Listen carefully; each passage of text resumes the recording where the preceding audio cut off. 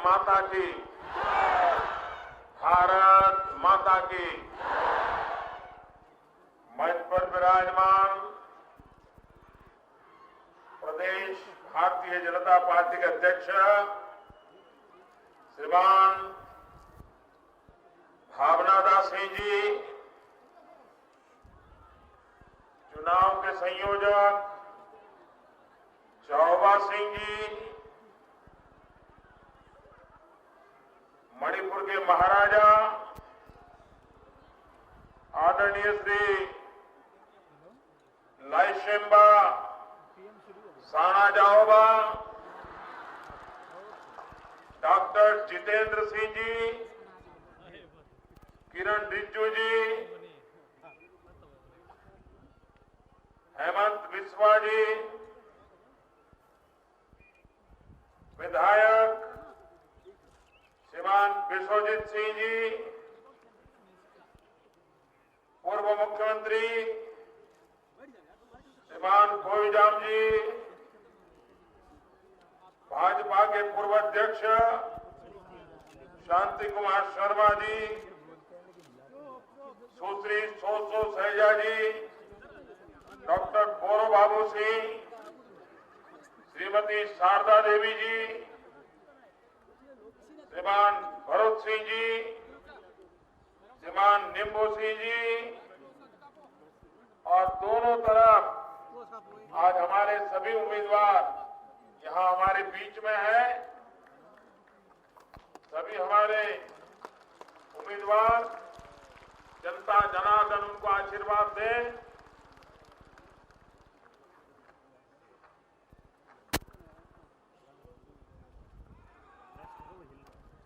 खुरुमजरी,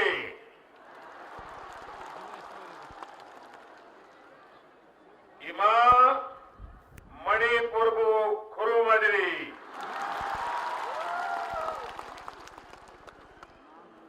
लमदम असीगी फजरबा नाथ संस्कृति, हमसुम नहारोल सानारोई सिंगबू एना नोलू कचरी।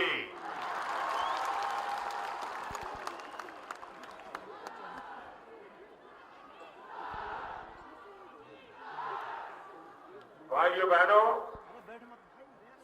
आज मैं सबसे पहले मणिपुर के लिए एक शिकायत करना चाहता हूं, कंप्लेन करना चाहता हूं। करूं? लेकिन आप बुरा मान जाएंगे तो करूं? कंप्लेन करूं? बुरा नहीं मानेंगे ना? पक्का नहीं मानेंगे? एकदम पक्का। देखिए, 2014 में जब लोकसभा का चुनाव हुआ और मैं प्रधानमंत्री का उम्मीदवार था, और उस समय इसी मैदान में सभा थी, लेकिन उस समय आधा मैदान भी भरा नहीं था।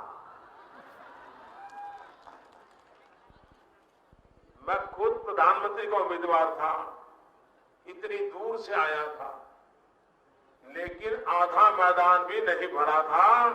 और आज चारों तरफ लोग ही लोग नजर आ रहे हैं, भीड़ ही भीड़ नजर आ रही है।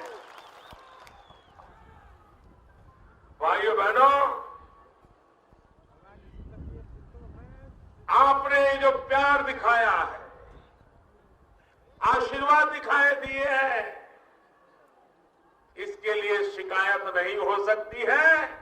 सिर्फ आपका अभिनंदन ही हो सकता है, आपका धन्यवाद ही हो सकता है। भाइयों बहनों, आज मणिपुर पूरी तरह भारतीय जनता पार्टी के रंग में रंग चुका है, और कुछ ही दिनों में आप अपना नववर्ष भी मनाने वाले हैं, तब तो खुशियों का पार नहीं होगा, ऐसा मेरा पूरा विश्वास है। भाइयों बहनों,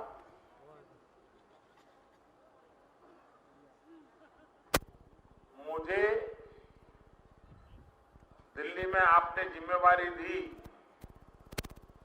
अभी 2.5 साल हुआ है और यहां मुख्यमंत्री 15 साल से बैठे हैं। कोई काम नजर आता है क्या? कोई काम नजर आता है क्या? मणिपुर का भला किया क्या? विकास के काम किए क्या? नौजवान को रोजगार के लिए कुछ किया क्या? आप मुझे बताइए। मणिपुर जो हमारे पूरब का स्विट्जरलैंड माना जाता है,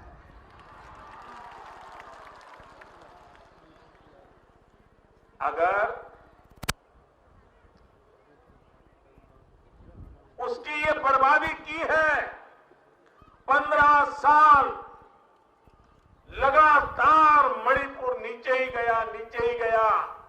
दिल्ली में भी उनकी सरकार थी, यहां भी उनकी सरकार थी, उसके बावजूद भी मणिपुर बर्बाद कर दिया गया। उसके लिए जिम्मेवार कौन है? कौन है जिम्मेवार? कौन है जिम्मेवार? जरा पूरी ताकत से बताइए, दूर दूर से कौन जिम्मेवार है? मणिपुर को किसने बर्बाद किया? मणिपुर के किसानों का नुकसान किसने किया? मणिपुर की मां बहनों पर अन्याय किसने किया? मणिपुर के नौजवानों का भाग्य किसने डुबोया? जिस कांग्रेस के इतने गुना है, अब मणिपुर में उस कांग्रेस को एक दिन भी रहने का अधिकार है क्या? है क्या? अब इस बार पूरी तरह साफ कर दोगे कि नहीं कर दोगे? भाइयों बहनों, दिल्ली में पहली बार भारतीय जनता पार्टी की ऐसी सरकार बनी है जिस सरकार ने सबसे पहली योजना लगाई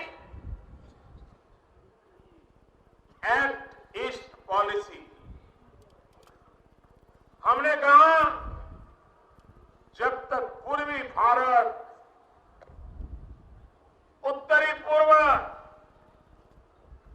ये विकसित नहीं होगा, हिंदुस्तान का विकास अधूरा रह जाएगा।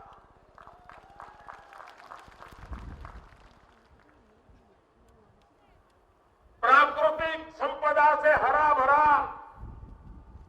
यहां के लोग सामर्थ्यवान, कानून को मानने वाले लोग, पवित्र जीवन जीना पसंद करने वाले लोग, अगर सरकार 2 कदम चले तो यहां के लोग 10 कदम दौड़ने के लिए तैयार होते हैं। ऐसा हमारा ये राज्य है। लेकिन भाइयों बहनों, नॉर्थ ईस्ट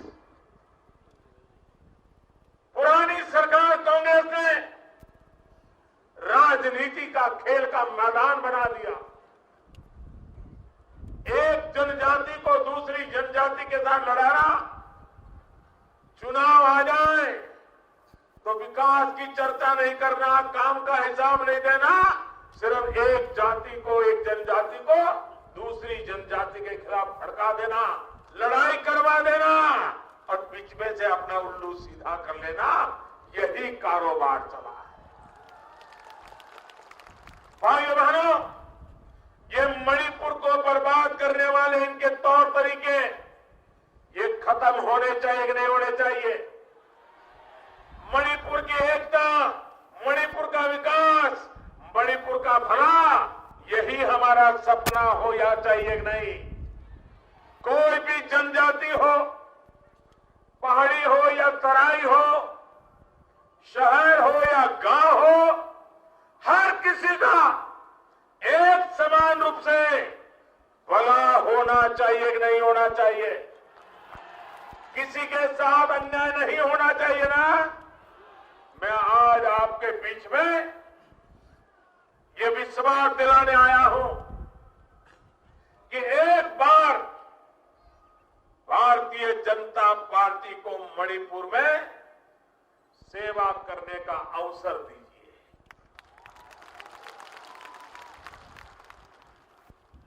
हमें सिर्फ 5 साल दीजिए। उनको आपने 15 साल दिए हैं। 15 साल में जो काम उन्होंने नहीं किया है, मैं आपको विश्वास दिलाता हूं, भारतीय जनता पार्टी की सरकार 15 महीने में वो करके दिखाएगी आपको। 15 महीने में करने का मैं वादा करता हूं भाई। और आप हमारा व्यक्तिगत रूप से तो मेरा इस भूभाग के प्रति लगाव है।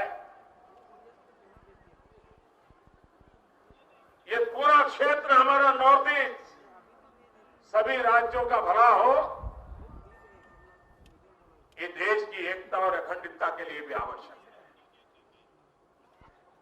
जहां होनहार नौजवान है, वो हमारे देश की अमानत है। इन होनहार नौजवानों का देश के विकास में योगदान बढ़े, इससे देश का भला होने वाला है, देश का लाभ होने वाला है। और इसलिए हम यहां के नौजवानों के लिए विकास की नई ऊंचाइयां पार करना चाहते हैं। आप मुझे बताइए साहब, ये 15 साल यहां कांग्रेस का राज रहा।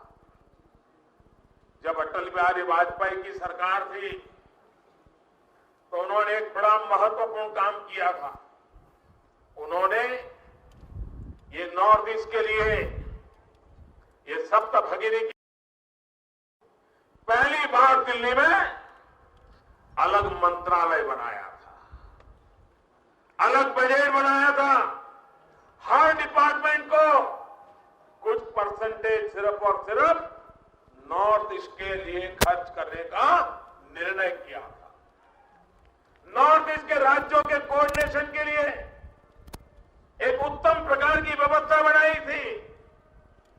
लेकिन बाद में 10 साल दिल्ली में ऐसी सरकार बैठी कि जिसको इनकी परवाह नहीं थी, क्योंकि वो तो यही मानते थे अब एक आध एमपी इनका हमारे पास आया तो आया, नहीं आया तो नहीं आया, क्या फर्क पड़ता है, यह अहंकार था।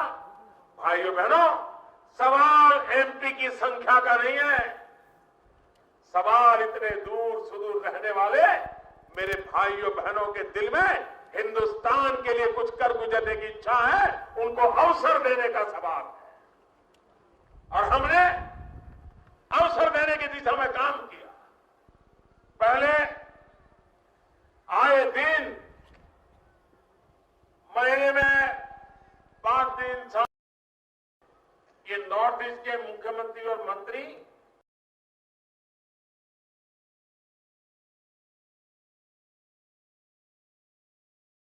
प्रधानमंत्री, उस समय की सरकार, उस समय के पार्टी के नेता ये नॉर्थ ईस्ट से आए हुए नेताओं को मिलने का समय तक नहीं देते थे, समय तक नहीं देते थे।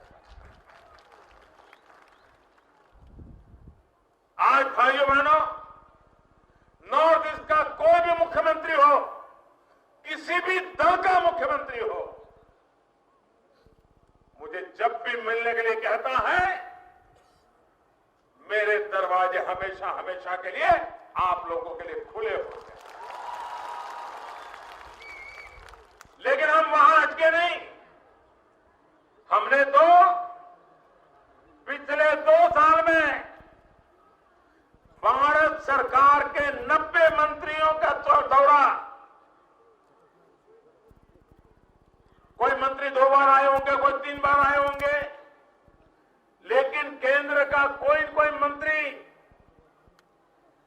90 बार नॉर्थ ईस्ट राज्यों में खुद आया और सिर्फ स्टेट कैपिटल पर नहीं, जिलों में गया, भारत सरकार की योजनाएं ठीक से लागू हो रही है कि नहीं हो रही है, कहीं भ्रष्टाचार तो नहीं हो रहा, इन सारी चीजों का सीधा सीधा हिसाब लेने का काम किया है। पहले कोई आता नहीं था, अगर आना पड़ता था तो यहां के लोगों को आता। भाइयों बहनों, एडीसी की मीटिंग होती है, हमारे मंत्री जी इस मीटिंग में रहते हैं और नॉर्थ ईस्ट की समस्याओं के समाधान के लिए सब मिल बैठ कर रास्ता निकालते हैं। इतनी महत्वपूर्ण व्यवस्था आखिर में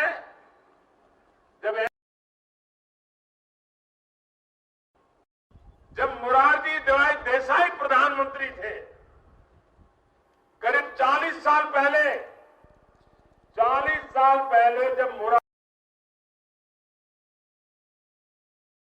की मीटिंग के लिए नॉर्थ ईस्ट में आए थे, 40 साल तक देश का एक भी प्रधानमंत्री एनईसी की मीटिंग के लिए नॉर्थ ईस्ट में कभी नहीं आया था। 40 साल के बाद मैं पहला प्रधानमंत्री था जो एनईसी की मीटिंग में आया, रात रुका, सभी मुख्यमंत्रियों से बातें की, अलग अलग बातें की और नॉर्थ ईस्ट के विकास के संबंध में उनके मन में जो विचार थे उन्हीं को लागू करने की योजना भी बना दी और तेज गति से काम चल रहा है। नॉर्थ ईस्ट के हर राज्य की एक शक्ति है। अब आप देखते हैं, सिक्किम छोटा सा राज्य, नॉर्थ ईस्ट का हिस्सा, आज तेज गति से विकास कर रहा है, लेकिन जहां कांग्रेस बैठी है वो एक भी राज्य विकास नहीं कर रहा है। आए दिन भ्रष्टाचार की खबरें आती है, यही काम उन्होंने किया है।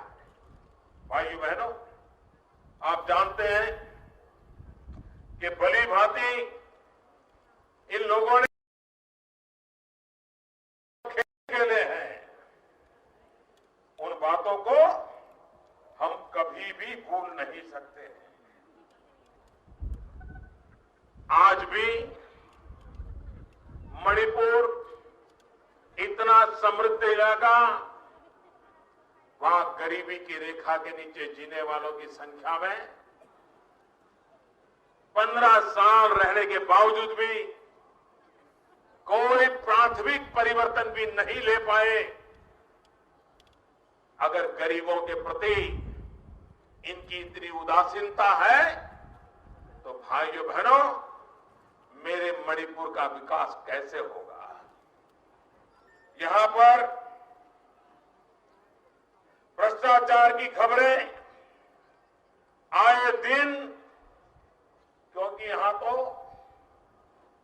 भ्रष्टाचार करते हैं और जब पूछते हैं कि भाई क्या है, तो बोले दिल्ली थोड़ा भेजना पड़ता है। ये बोलते हैं आगे नेता। ऐसे कैसे नेता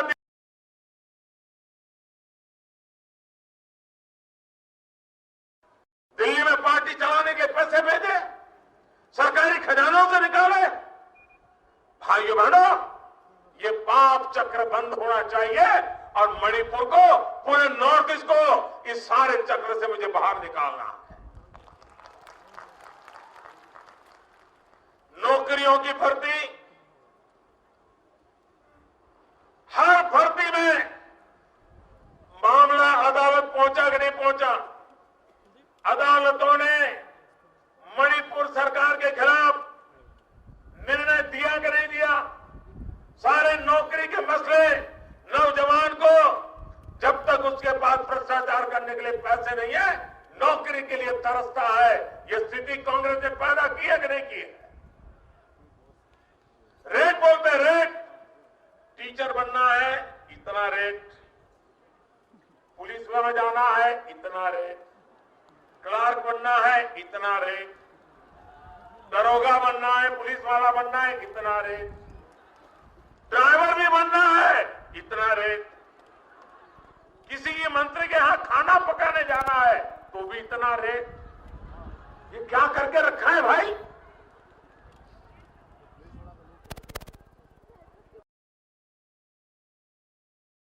काम के लिए बिठाया है। भाइयों बहनों, इन दिनों यहां के लोगों को बिजली की कटौती, हिंदुस्तान में जो औसत बिजली की कमी है उससे मणिपुर में 2.5 गुना कमी है। अगर मणिपुर को भारत सरकार है, लेकिन मणिपुर की कांग्रेस सरकार आपके घर में उजाला नहीं चलाने देना चाहती, आपको अंधेरे में रखना देना चाहती है। मणिपुर सरकार को लगता है कि बिजली आएगा तो लोग टीवी चलाएंगे और टीवी में पता चल जाएगा कि इतना रुपया आया है लेकिन खर्च नहीं हुआ है, तो वो चली जाएगी सरकार, इसलिए बिजली भी नहीं देते, बिजली भी नहीं देते। भाइयों बहनों, जिस प्रकार से युवा को रोजगार के संबंध में अगर बिजली नहीं होगी तो यहां कौन कारखाने लगाएगा? कारखाने नहीं लगाएगा तो नौजवान को रोजगार कहां से मिलेगा? भाइयों बहनों, बिजली का उपयोग है, लेकिन इस सरकार को, भारत सरकार बिजली देती है तो भी उसको विकास करने में कोई रुचि नहीं है, और उसके कारण यहां आपने देखा होगा, दिल्ली में हमने एक महत्वपूर्ण निर्णय किया। हमने दिल्ली की पुलिस में खास तौर पर नॉर्थ ईस्ट के नौजवानों को रोजगार देने का प्रबंध किया, ताकि दिल्ली में लोग देखें कि मणिपुर से आए हुए नौजवान कितने होनहार है, किस प्रकार से दिल्ली की सुरक्षा कर सकते हैं, ये ताकत दिखाने का हमने काम किया। मैंने हिंदुस्तान के और राज्यों को भी कहा है कि आप भी अपने यहां पुलिस में नॉर्थ ईस्ट के नौजवानों को बुलाइए, उनकी सेवाएं लीजिए और देश को एक विश्वास दिलाइए कि नॉर्थ ईस्ट होनहार नौजवान है, वो हिंदुस्तान के किसी भी कोने में जाकर के मां भारती की सेवा कर सकते हैं, जन सामान्य की रक्षा कर सकते हैं। भाइयों बहनों, यहां पर शिक्षा का अधिकार का मुद्दा हो, रोजगार का मनरेगा की योजना हो, एक भी चीज भारत सरकार के पैसे मिल रहे हैं लागू करने में उनको रुचि नहीं है। रुपया आते हैं, किसी के घर चले जाते हैं। मैं तो हैरान था जब मैंने 8 नवंबर को रात को 8 बजे टीवी पर आकर के कहा कि मेरे प्यारे देशवासियों, और 1000 और 500 की नोट बंद कर दी, तो सबसे पहले कांग्रेस के नेता भागा भाग करने लगे, क्या हो गया?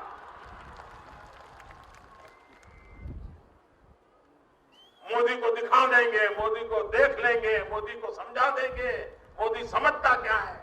अरे भाई, 1000 और 500 की नोट 70 साल से गरीबों को लूट लूट करके अपने घरों में बंद पड़ी है। मैं उसको बाहर निकालना चाहता हूं ताकि ये चोरी का माल गरीबों के कल्याण के काम, विकास के काम आए। कुएं में पानी नहीं है तो कुआं खोदने के लिए काम आए किसान के लिए। गांव में स्कूल नहीं है तो स्कूल बनाने के लिए काम आए। रेल का स्टेशन नहीं है तो रेल का स्टेशन बनाने के लिए काम आए। अस्पताल नहीं है तो अस्पताल बनाने के लिए काम आए। भाइयों बहनों, ये पैसा देश की जनता का है, देश के गरीब का है, ये जो लूट करके बैठे हैं। और मैं आपको विश्वास दिलाता हूं, ये जो लूटा हुआ माल है ना, वो मैं वापस लेके रहूंगा और देश के गरीबों के काम लगाऊंगा। यहां के मुख्यमंत्री समझ लें, मणिपुर में जो भ्रष्टाचार हुआ है 15 साल में, चिट्ठा हम खोल देंगे, ये बात मान के चलो। क्योंकि आपने सिर्फ चुनाव जीतने के लिए यहां के समाजों को एक दूसरे का दुश्मन बना के रख दिया, भाई भाई को लड़ा दिया आपने। क्या राजनीति इतनी नीचे स्तर पर गई है, जिसको समाज की परवाह नहीं हो, देश की परवाह नहीं हो, मणिपुर की परवाह ना हो, सिर्फ अपनी कुर्सी की परवाह हो? ऐसे लोगों को एक पल भी रहने का अधिकार नहीं है। और इसलिए अब यहां कहते हैं कि नागाओं के साथ जो आपका अकॉर्ड हुआ है, मैं जरा यहां के मुख्यमंत्री को पूछना चाहता हूं, 1.5 साल सोए थे क्या? गहरी नींद सोए थे क्या? ये अकॉर्ड 1.5 साल पहले हुआ ना? आपने कभी भारत सरकार को चिट्ठी लिखी है? मैंने स्वयं ने कांग्रेस के नेताओं को अकॉर्ड में क्या है सारा बताया है। और आज 1.5 साल के बाद जब चुनाव घोषित हो गया तो झूठ फैला करके मणिपुर के लोगों को बांटने का पाप कर रहे हो। मेरे मणिपुर के भाइयों बहनों, आप तय कीजिए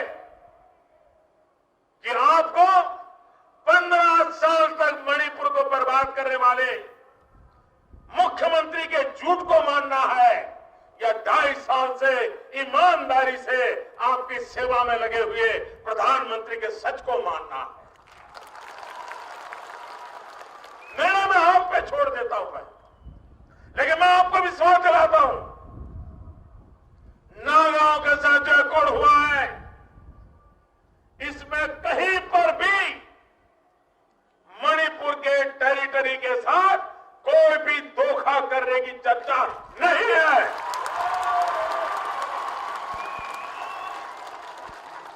इतना झूठ बोल रहे हो?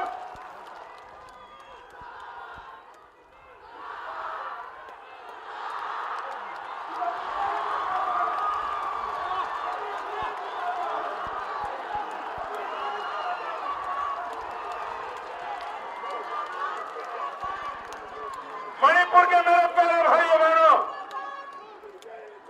मैं मणिपुर की इस पवित्र धरती पर आकर के आपको वहां वादा देता हूं, ऐसा एक भी शब्द जो मणिपुर के हितों की रक्षा न करता हो, जो मणिपुर के हितों को नुकसान करता हो, ऐसा अकॉर्ड में एक भी शब्द नहीं है भाइयों बहनों, एक भी शब्द नहीं है।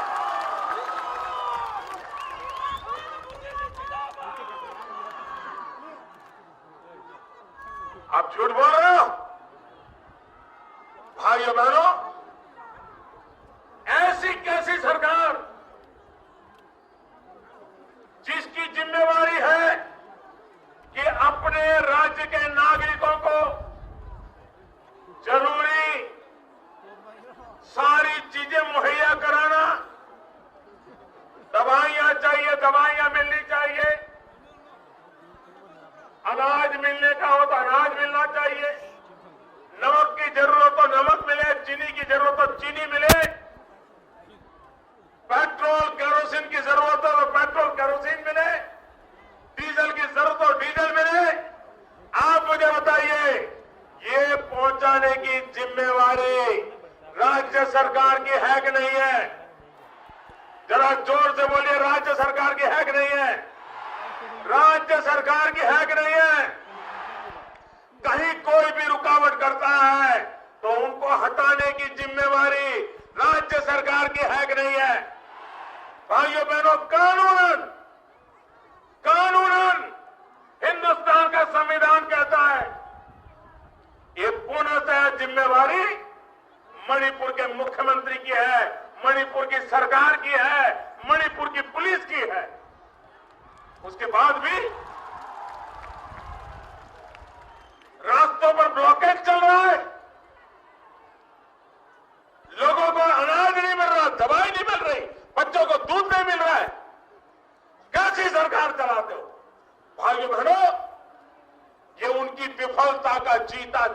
उदाहरण है। ये जिम्मेवारी उनकी है। भाइयों बहनों, आपको मैं कहता हूं, 11 तारीख को चुनाव के नतीजे आएंगे। 13 मार्च को हिंदुस्तान होली का उत्सव मनाएगा। भारतीय जनता पार्टी की मणिपुर में सरकार बनेगी और मणिपुर के हाथ में सरकार आते ही कोई भी ब्लॉकेज नहीं रहने देंगे। मैं आपको वादा करता हूं और हम दिखा देंगे कि सरकार कैसे चलती है।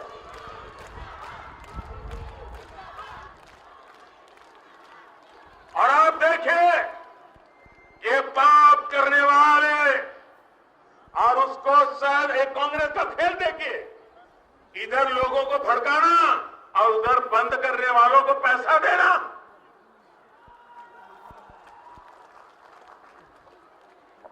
और मैं जानकारियों के आधार पर बोल रहा हूं भाइयों बहनों, 3-3 महीने से नेशनल हाईवे को ब्लॉकेज करके रखे हुए हैं और उनको कोई एक्शन न ले सरकार। इसका मतलब है कि कांग्रेस के लोग इनके साथ मिली भगत है भाई। ऐसा करने वालों को जेल में बंद क्यों नहीं करते? उन पर कानूनी कार्रवाई क्यों नहीं करते? और मैं मणिपुर सरकार को कहता हूं, आप जो भी मदद मांगोगे, दिल्ली सरकार मदद करने को तैयार है। अभी इसी मिनट मांगोगे, मैं यहीं पर कहता हूं, आपको मदद करने के लिए हम तैयार हैं। ब्लॉकेज खाली कराओ।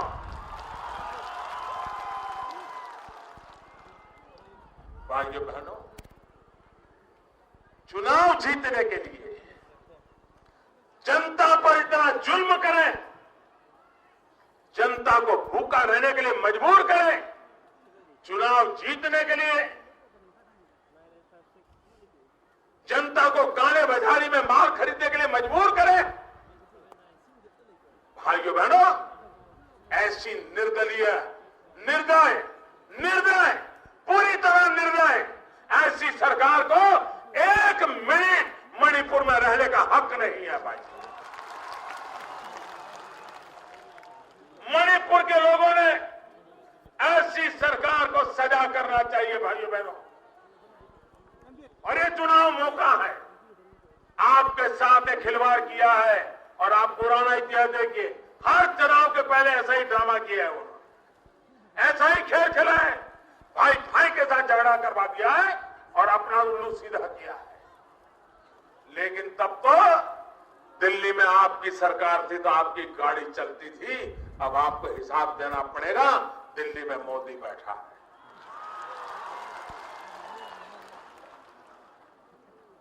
मैं कांग्रेस के नेताओं को कहता हूं, ये जनता पर जो जुल्म किया है, इसका जवाब आपको देना पड़ेगा। आप अब बचने वाले नहीं हो, मान के चलिए भाई। और झूठ बोलते हो, जिम्मेवारी आपकी, करना कुछ नहीं और बचा ले रहे हो, हिसाब लगा रहे हो। ये ब्लॉकेज जरा ज्यादा तेज होगा तो ज्यादा फायदा होगा, लोग भूखे मरेंगे तो फायदा होगा। अरे मुख्यमंत्री जी, वो जमाना चला गया।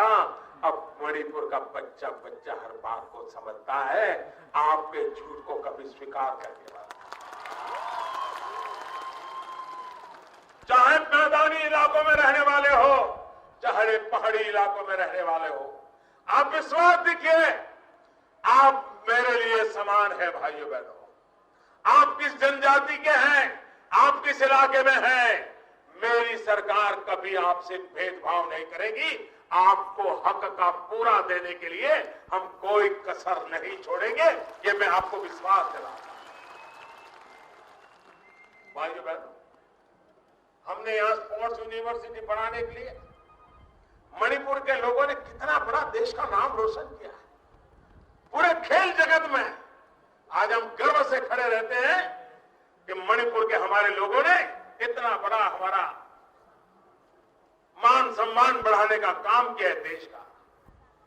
मणिपुर के अंदर ताकत पड़ी है और इसलिए हमने स्पोर्ट्स यूनिवर्सिटी बनाने का निर्णय किया। कैसे आवंटन कर दिया। लेकिन ये मुख्यमंत्री, हमने सुना है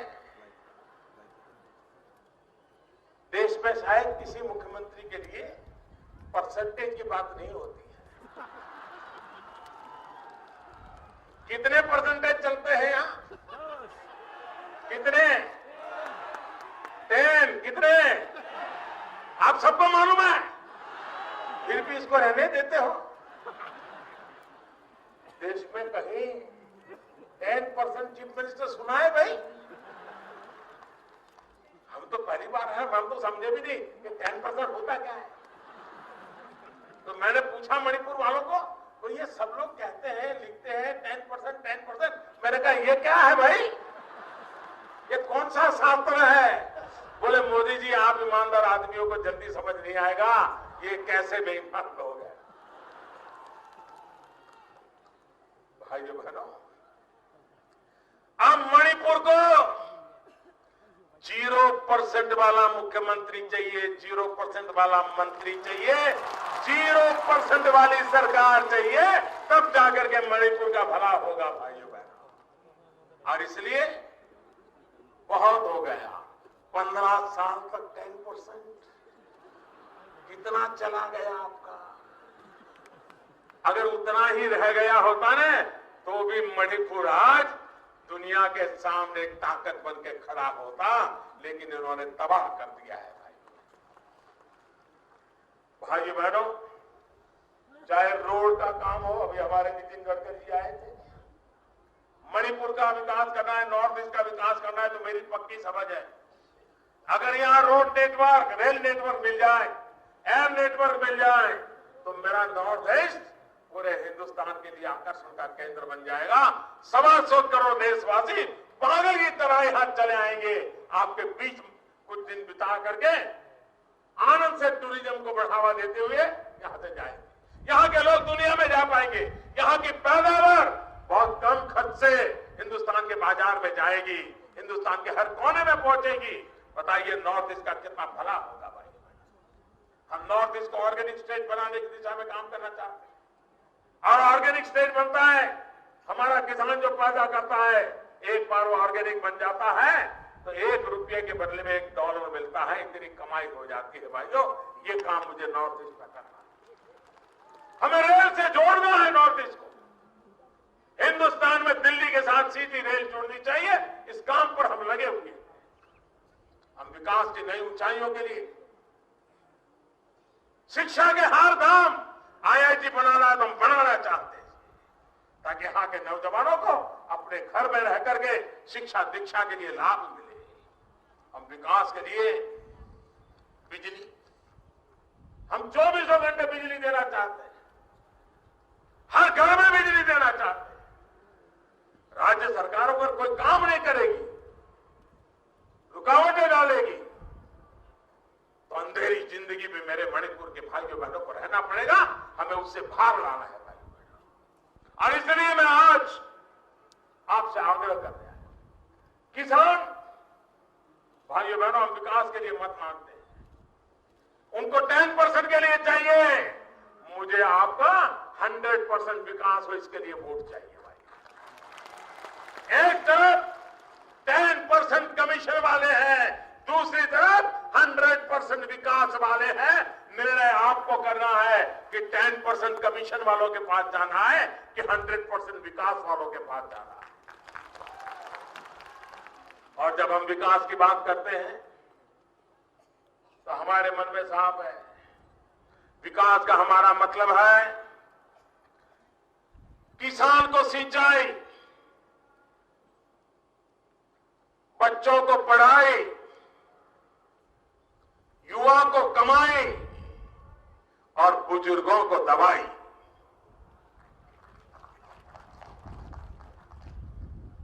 भाइयों बहनों, हम किसान को उसकी जो आवश्यकता है उस पर बल देना चाहते हैं। एक समय था हमारे किसान को यूरिया चाहिए, महीनों तक यूरिया नहीं मिलता था। किसान को यूरिया समय पर चाहिए,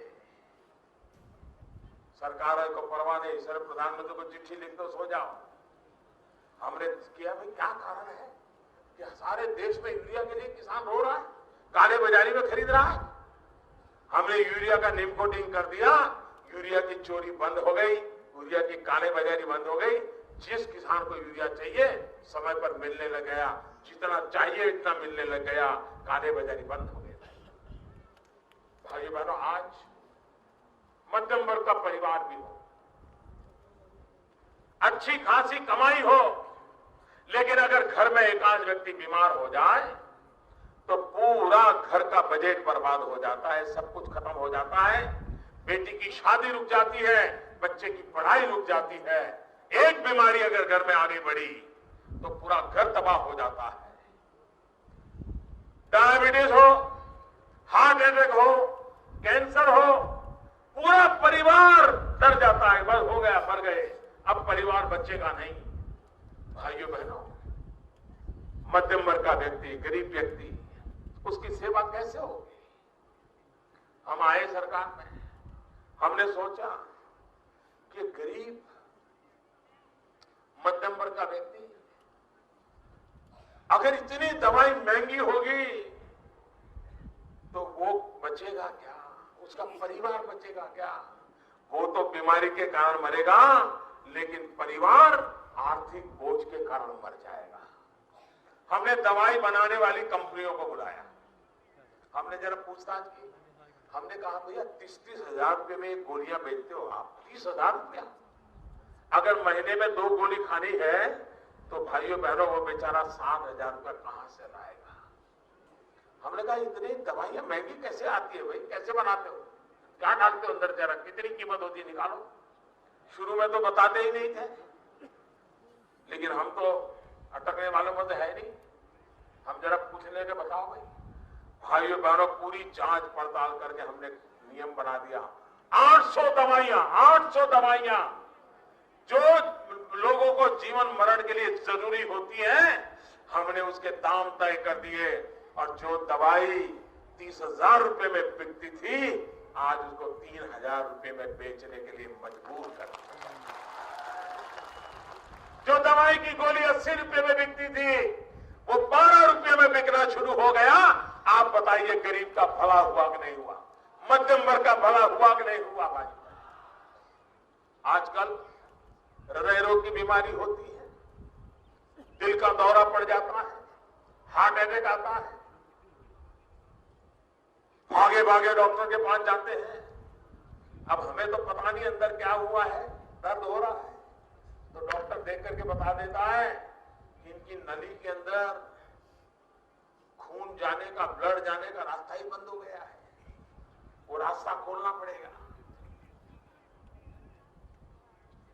तो इसके लिए अंदर बोले अंदर स्टेंट लगाना पड़ेगा, और फिर डॉक्टर बताता है कि ये देसी स्टेंट है, इंडिया का बना हुआ है, ये लगाओगे तो 45,000 रुपया होगा।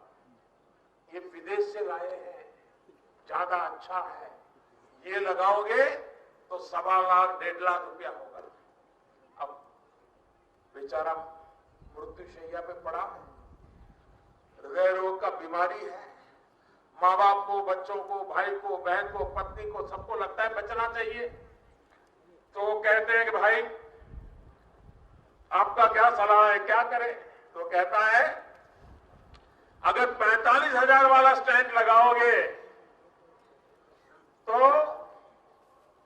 4-6 साल जिंदा रहेगा, लेकिन ये 1 लाख 1.5 लाख वाला लगाओगे तो जीवन भर कभी देखना नहीं पड़ेगा।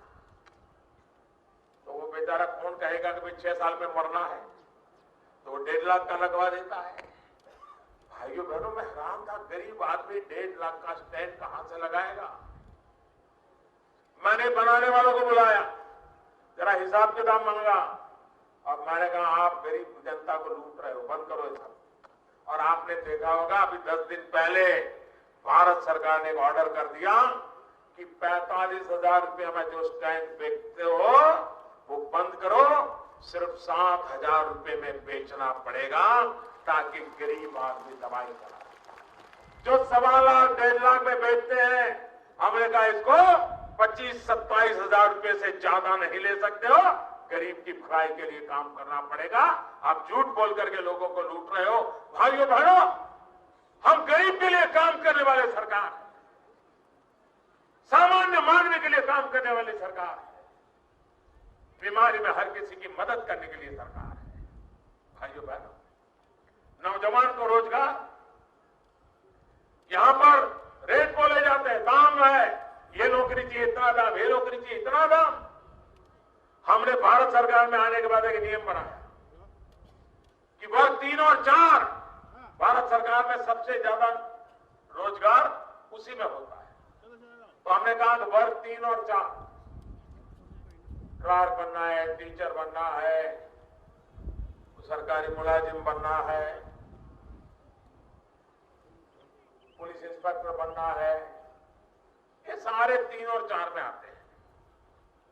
अब वो जब इस्तेहार निकलता है, एडवर्टाइजमेंट निकलता है, तो लाखों लोग अर्जी करते हैं।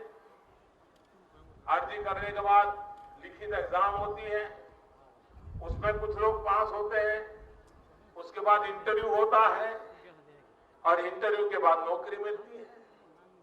होनहार लड़का भी स्कूल में, कॉलेज में अच्छे मार्क लाया है, रिटर्न टेस्ट देता है, उसमें भी अच्छे मार्क आते हैं, इंटरव्यू की चिट्ठी आ जाती है घर पे, माँ बाप को लगता है चलो बेटे को अब नौकरी मिल जाएगी। 2-4 दिन में कोई घर आ जाता है, वो कहता है सुना है बेटे को इंटरव्यू आया है। तो माँ भी खुशी से कहती है हाँ हाँ बहुत अच्छा हो गया, बेटे को इंटरव्यू आया है। फिर वो समझाता है कि देव भाई, ये इंटरव्यू आया है तो ऐसे नौकरी नहीं मिलती है, किसी की सिफारिश लगती है, आप जरा कुछ कोशिश करो। तो वो माँ कहती है देखो भाई तुम्हारे पास कुछ है तो मदद करो। तो वो फिर 3 दिन के बाद दोबारा आता है, माँ मैंने एक आदमी ढूंढ लिया है, इंटरव्यू में पास करवा देगा, बस सिर्फ 2 लाख रुपए लगेगा। वो माँ को भी लगता है बेटे को बेचारे को नौकरी मिल जाए, तो वो भी क्या अच्छा बेटा मैं घर गिरवी रख देती हूँ, गहने गिरवी रख देती हूँ, जमीन गिरवी रख देती हूँ, लो 2 लाख रुपए बेटे को नौकरी दिलवा दो। ये चलता है कि नहीं चलता है भाइयों? ये पाप चलता है कि नहीं चलता है? कोई मुझे बताए ऐसा कैसा विज्ञान है कि एक कमरे में 3 बाबू बैठे हैं, एक दरवाजे से कोई इंटरव्यू जिसको देना है वो नौजवान या वो बेटी अंदर आती है, 30 सेकंड में, आधे मिनट में वो 3 में से एक आध पूछ लेता है क्या नाम है, कहां से आए हो, ठीक है, और वो दूसरे दरवाजे से निकल जाता है। क्या आधी मिनट में ये पता चल जाता है कि कौन अच्छा है कौन बेकार है? ये बेईमानी है कि नहीं है? ये पैसे कमाने का गोरख धंधा है कि नहीं है? ये भ्रष्टाचार का दरवाजा है कि नहीं है? भाइयों बहनों, दिल्ली में आकर के हमने निर्णय कर लिया कि अब वर्ग 3 और 4 के लिए कोई इंटरव्यू नहीं होगा। जो लोग परीक्षा का मार्क आया है कंप्यूटर में डाल दिया जाएगा और जिसके सबसे ज्यादा मार्क है उसको सीधा सीधा नौकरी का ऑर्डर चला जाएगा, कोई इंटरव्यू नहीं होगा। भ्रष्टाचार गया कि नहीं गया? भ्रष्टाचार गया कि नहीं गया? नौजवान को उसका हक का मिला कि नहीं मिला? हमने मणिपुर को कहा कि आप भी लागू करो, नहीं किया। क्यों नहीं किया भाई? क्योंकि उनको मालूम है वो ठेले वाला उन्हीं का तो होता है 10%। भाइयों बहनों, भारतीय जनता पार्टी सरकार बनने के बाद हम मणिपुर में भी ये इंटरव्यू के नाम पर चल रहे कारोबार को बंद करा देंगे, ये भ्रष्टाचार को बंद करा देंगे, नौजवान को रोजगार मिले की चिंता करें। भाइयों बहनों, आप मुझे बताइए 2014 में जो लोकसभा का चुनाव हुआ उस समय कांग्रेस पार्टी, और मैं यहां मणिपुर में भाषण में बोला था उस समय, कांग्रेस पार्टी ने देश को क्या वादा किया था? कांग्रेस पार्टी की बड़ी मीटिंग दिल्ली में हुई और लोकसभा के चुनाव के लिए जाने से पहले उन्होंने घोषणा की कि दिल्ली में अगर फिर से भारतीय कांग्रेस की सरकार बनेगी तो वे गैस के सिलेंडर जो साल में 9 मिलते हैं वो 12 कर देंगे, और इसके लिए उन्होंने वोट मांगा था। सिलेंडर साल में 9 मिलते हैं, 12 करेंगे, आप हमें वोट दे दो, ऐसा कहा था। भाइयों बहनों, हम सरकार में आए, हमने कहा जरा गैस का क्या शास्त्र है समझे, जरा 3-4 महीने जरा अध्ययन किया और देखा गया भाइयों बहनों, हमारे देश में ऐसा ये काला बाजारी खेल चल रहा था। हमने कहा गरीब मां जो लकड़ी का चूल्हा जला करके खाना पकाती है, जब लकड़ी का चूल्हा जला करके खाना पकाती है तो उस मां के शरीर में 400 सिगारेट का धुआं जाता है, 400 सिगारेट का। आप मुझे बताइए, हर दिन जिस मां के शरीर में 400 सिगारेट का धुआं जाता हो, उस मां की तबीयत अच्छी रहेगी क्या? वो बीमार होगी कि नहीं होगी? क्या उस मां को धुएं से बचाना चाहिए कि नहीं बचाना चाहिए? इतना ही नहीं, घर में छोटे छोटे बच्चे खेलते हैं, खाना पकता है, तब बच्चे भी तो वही होते हैं, और जब छोटे छोटे बच्चों के शरीर में भी इस सिगारेट का धुआं जाता है, वो बच्चा कितने दिन अपना शरीर बचा पाएगा? ऐसे बच्चों की मदद होनी चाहिए कि नहीं होनी चाहिए? हमने निर्णय किया कि हम हिंदुस्तान में 3 साल के भीतर 5 करोड़ गरीब परिवारों के घर में मुफ्त में गैस का कनेक्शन दे देंगे और इन माताओं को लकड़ी के चूल्हे से बचाएंगे। और भाइयों बहनों, मणिपुर में भी हजारों परिवारों में नए गैस के कनेक्शन दे दिए, 1 रुपये का भी भ्रष्टाचार होने नहीं दिया, मुफ्त में कनेक्शन दे दिए। उन माताओं बहनों को लकड़ी के चूल्हे से 400 सिगरेट पीने के लिए जो मजबूर होना पड़ता था, उससे बचाने का काम किया है। भाइयों बहनों, अगर विकास यही मकसद हो, विकास यही मंत्र हो, तो हम मणिपुर को हिंदुस्तान में नई ऊंचाइयों पर ले जा सकते हैं, टूरिज्म बढ़ा सकते हैं। यहां के नौजवान हो रहा है, यहां की बेटियां होनहार है, भारत के सामर्थ्य में नई ताकत जोड़ने के सामर्थ्य रखने वाले लोग हैं, उनको लेकर के हम विकास की ऊंचाइयों को पार करना चाहते हैं। और इसलिए आज मैं मणिपुर की धरती पर आया हूं, पूरे राज्य के लोगों को इस जनसभा के माध्यम से मैं प्रार्थना करना चाहता हूं, एक बार भारतीय जनता पार्टी को वोट देकर के 5 साल सेवा करने का मौका दीजिए। और मैंने कहा, अगर मणिपुर में आप भाजपा की सरकार बनाओगे, दिल्ली में भी भाजपा की सरकार है, तो मणिपुर के विकास के लिए डबल इंजन लगेगा या नहीं लगेगा? एक इम्फाल का इंजन और एक दिल्ली का इंजन। भाइयों बहनों, और ये मेरे बात लिखनी है तो लिख करके रखिए, और 15 महीने के बाद मेरे से हिसाब मांगिए। 15 साल में जो काम नहीं हुआ है कांग्रेस सरकार में, भारतीय जनता पार्टी की सरकार आने के बाद 15 महीने में वो हम करके दिखाएंगे। ये मैं फिर से वादा दोहराता हूं, 15 साल के सामने 15 महीने। भाइयों बहनों, दिल्ली सरकार पूरी तरह आपके साथ खड़ी रहेगी, आपके सपनों पूरा करने के लिए हम साथ खड़े रहेंगे। इसलिए मैं आपसे आग्रह करता हूं कि भारतीय जनता पार्टी को भारी बहुमत से विजय बनाइए, उनके एक भी झूठ को स्वीकार मत कीजिए, एक भी झूठ को स्वीकार मत कीजिए। मणिपुर भी हमारा है, मणिपुर की एक एक धरती हम मणिपुर वासियों की है, उसकी रक्षा करने के लिए भारत की सरकार आपके पास है, के साथ। मेरे साथ पूरी ताकत से बोलिए, भारत माता की। पूरी ताकत से पूरे मणिपुर में सुनाई दे और झूठ बोलने वालों की नींद हराम हो जाए। भारत माता की, भारत माता की, भारत माता की, भारत माता की, भारत माता की, भारत माता की। की भारत माता की बहुत बहुत धन्यवाद।